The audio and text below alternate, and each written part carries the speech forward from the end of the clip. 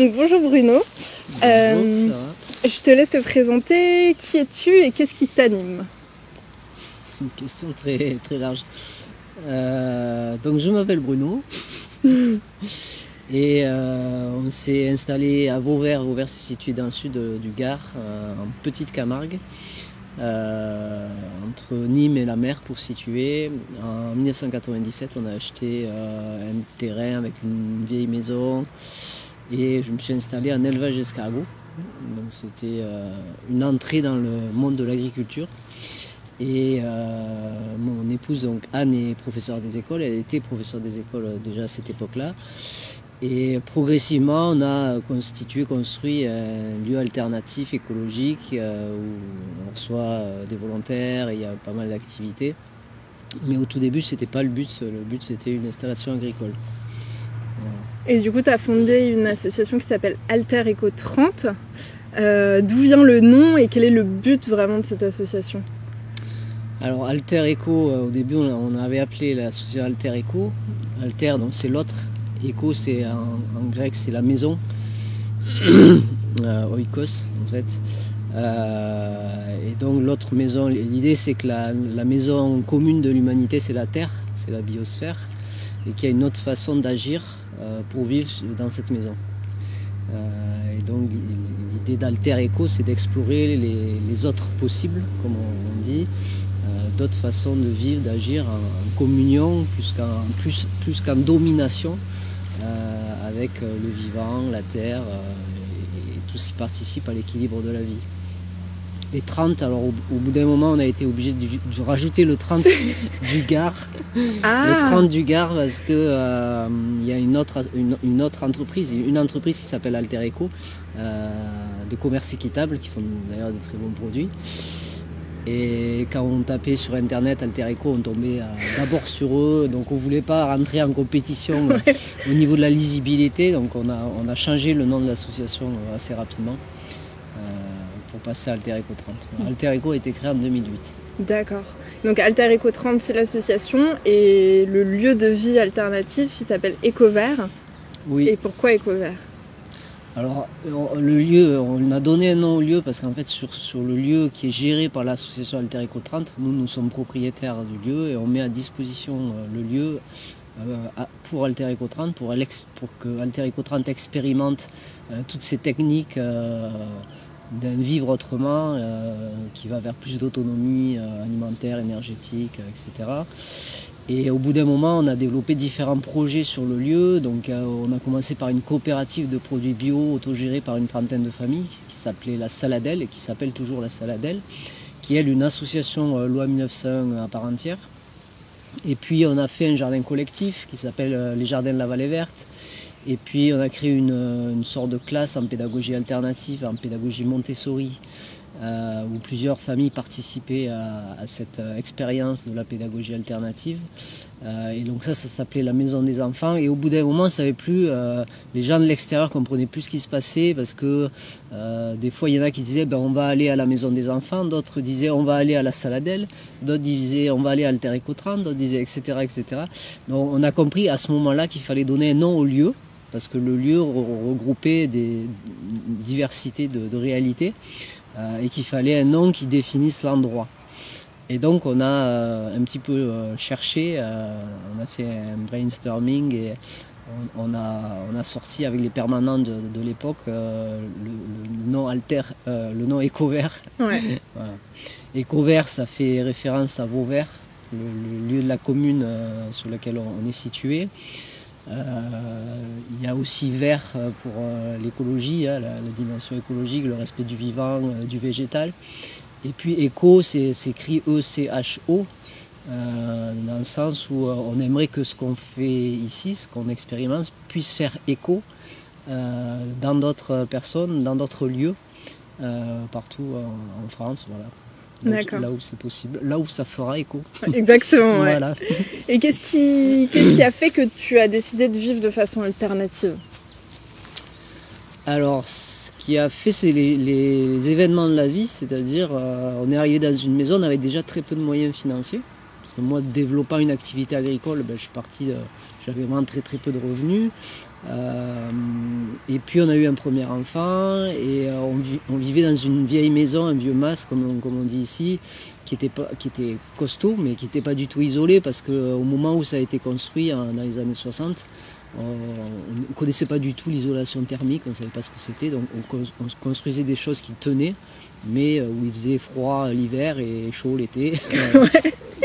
Et donc la volonté d'avoir un confort thermique, notamment quand est arrivé notre premier enfant Justin, m'a amené à réfléchir à des solutions parce que j'avais aussi une expérience et une formation un peu en sciences. J'ai fait un DUT de physique-chimie et une année de licence en sciences physiques.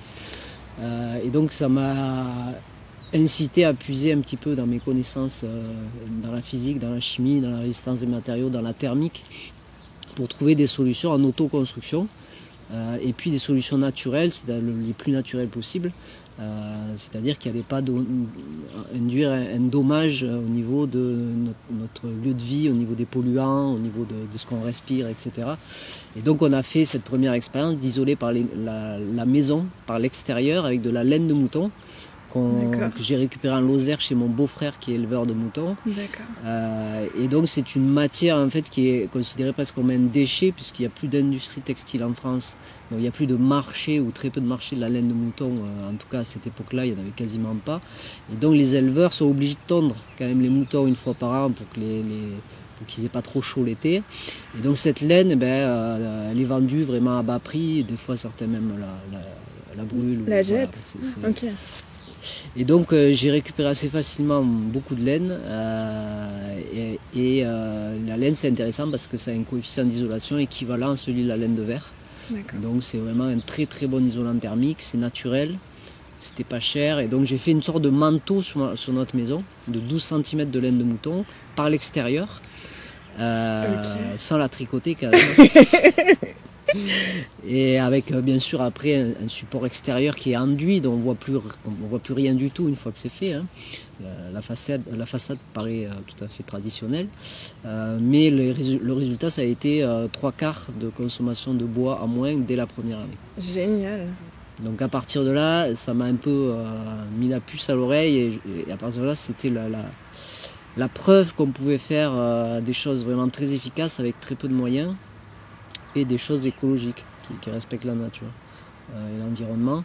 Et donc à partir de là, j'ai commencé à prendre une partie de mon temps d'activité agricole, parce que je faisais élevage d'escargots, plus des volailles un peu diversifiées, avec une vente en circuit court.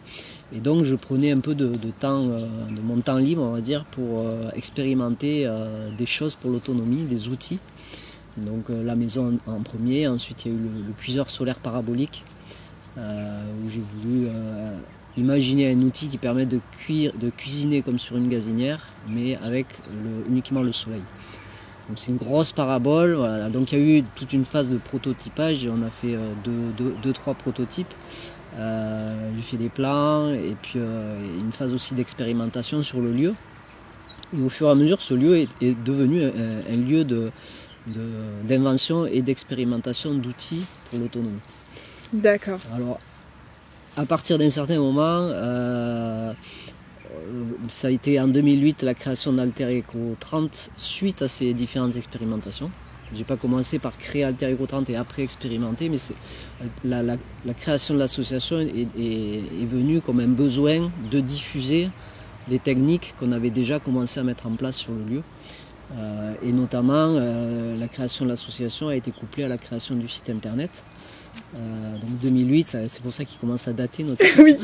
Et qu'on a maintenant une nouvelle version complètement moderne. Beaucoup plus belle, oui. Voilà. Mais en même temps, il y a beaucoup de contenu sur ce site. Et donc, c'est un site ressource où on peut puiser beaucoup de documents en téléchargement libre ou d'informations qui vont permettre aux gens vraiment de s'approprier des modes de fonctionnement qui leur permettent d'être plus autonomes. Ouais. Et justement, on parle beaucoup d'autonomie. Qu'est-ce que c'est être autonome, finalement, pour toi? Et ici, en quoi ce lieu est autonome? Alors, autonome, c'est un objectif. C'est-à-dire, on n'est jamais 100% autonome. Et ça serait dommageable, je pense. Parce que ça ne s'appellerait plus de l'autonomie, ça s'appellerait de l'autarcie. Donc l'autonomie, c'est d'arriver à être le moins dépendant possible des choses qui sont loin. C'est-à-dire de faire le maximum avec ce qu'on a à disposition dans un territoire proche. Et du plus proche jusqu'au plus loin. C'est-à-dire qu'on pourrait produire sur notre territoire, alors là je parle de territoire, ça va être plutôt la petite Camargue, d'accord ? On pourrait produire 80% de nos besoins alimentaires, par exemple, de la diversité de ce qu'on a, de ce dont on a besoin pour manger, pour avoir une alimentation équilibrée. Dans les faits, c'est pas ce qui se passe. On va à un supermarché et on va plutôt acheter 80% de produits qui ont été cultivés très très loin d'ici, et 20%, 10 ou 5 ou 0% de produits qui ont été cultivés et ramassés dans un territoire proche. Donc l'autonomie, c'est ça, c'est d'aller d'abord pour plus d'efficacité finalement, moins de transport, et puis ça permet aussi d'avoir des produits plus sains, donc des produits de saison, des produits qui ont mûri puisqu'ils n'ont pas été transportés sur des centaines ou des milliers de kilomètres en camion ou en bateau ou en avion. Et donc c'est d'arriver à capter les ressources locales et à développer des savoir-faire locaux pour avoir plus d'autonomie avec ce qui est proche. Et ensuite, de proche en loin, aller chercher les autres besoins qu'on n'a pas assouvis d'une façon proche, ben on va aller chercher un peu plus loin. Mais là comment dire, normalement il devrait y avoir un basculement, c'est-à dire qu'à l'heure actuelle, avec la mondialisation, on consomme peut-être 80% de choses qui viennent de très loin et 20% qui viennent de très proches, alors on devrait pour la planète faire le contraire. Être à 80% par des productions très locales et puis 20% par des productions plus lointaines.